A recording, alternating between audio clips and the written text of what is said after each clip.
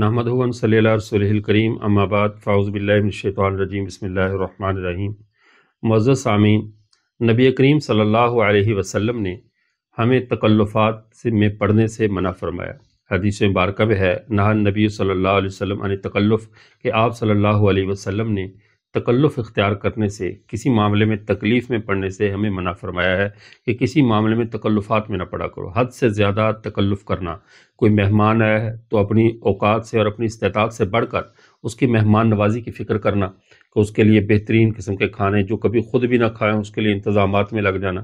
اسی طرح کسی سے دوستی ہے تو دوستی میں تکلفات کے اندر زیادہ سے زیادہ پڑ جانا۔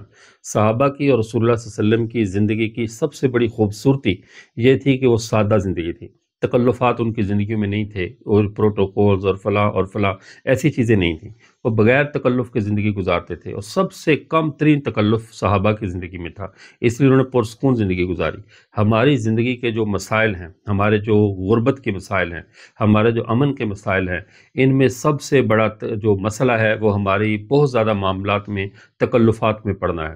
قرض اٹھائیں گے، تکلف کریں گے، فوتگی ہو گئی، وفات پر اتنے زیادہ تکلیف اٹھائیں گے، اتنا زیادہ تکلف کریں گے کہ جو مرنے والا ہے اس کے بعد پیچھے رہنے والے جیتے جی مر جاتے ہیں قرضے اٹھا کر، کہ یہ تکلفات ہیں۔ جب شریعت مطہرہ نے مرنے والے کے سال ثواب کو اتنا آسان کیا ہے کہ آپ صلی اللہ علیہ وسلم نے فرمایا اتقوا النار ولو بشق تمرہ، چاہے کھجور کا ایک ٹکڑا بھی دو تو صدقہ خیرات میں یہ بھی چلے گا۔ حتیٰ کہ ایک صحابی نے، جن کی والدہ اچانک فوت ہوئی، تو انہوں نے آ کر آپ صلی اللہ علیہ وسلم سے پوچھا تھا کہ اللہ کے رسول، ان نوم افتلطت لو تکلمت لتصدقت اتصدق عنہا، میری ماں اچانک فوت ہو گئی ہے، کیا میں اس کی طرف سے صدقہ خیرات کر سکتا ہوں؟ تو آپ نے فرمایا بالکل کرو۔ فرمایا ای الصدقات افضل، اے اللہ کے رسول افضل ترین صدقہ کیا ہے؟ آپ نے آگے سے کوئی بھی نہیں فرمایا کتنی زیادہ دیگیں بناؤ، اتنے بڑے کھانوں کا نظم کرو، اتنے لوگوں کو بلاؤ، نہیں فرمایا کہ الماء، سادہ عام صدقہ سن لیجئے کہ پانی بہترین صدقہ ہے۔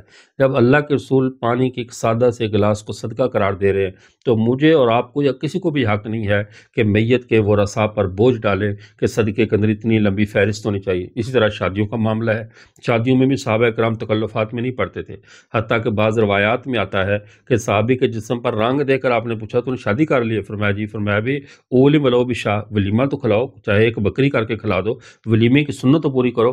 یعنی اتنی بھی اہمیت اور تکلفات نہیں تھے۔ ہمارے ہاں شادیوں کے تکلفات، وفات کے تکلفات، خوشی غمی کے تکلفات، اگر یہ ہماری زندگی سے نکل جائیں تو ہماری مہنگائی کے 70% مسائل حل ہو جائیں، ہمارے باہم پریشانی اور ناچاکیوں کے مسائل ختم ہو جائیں۔ ہماری زندگی کو تکلف نے برباد کر دیا ہے، لہٰذا اپنی زندگی کو بے تکلف بنائیے، پرسکون بنائیے۔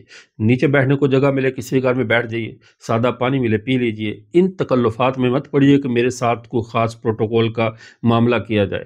خود بھی جائیے تو بغیر تکلف کے جائیے، آنے والے کے ساتھ بھی ماہ ذرا پیش کر دیے، جو کچھ میسر ہے گھر میں کھانے پینے کا وہ پیش کر دیجئے۔ اس طرح ہم اپنی زندگی کو پرسکون بنا سکتے ہیں جب ہم رسول اللہ کے اس پیارے ارشاد پر عمل کریں گے کہ اپنی زندگی سے تکلفات کو نکال دیں گے۔ وآخر دعوانا ان الحمد للہ رب العالمین۔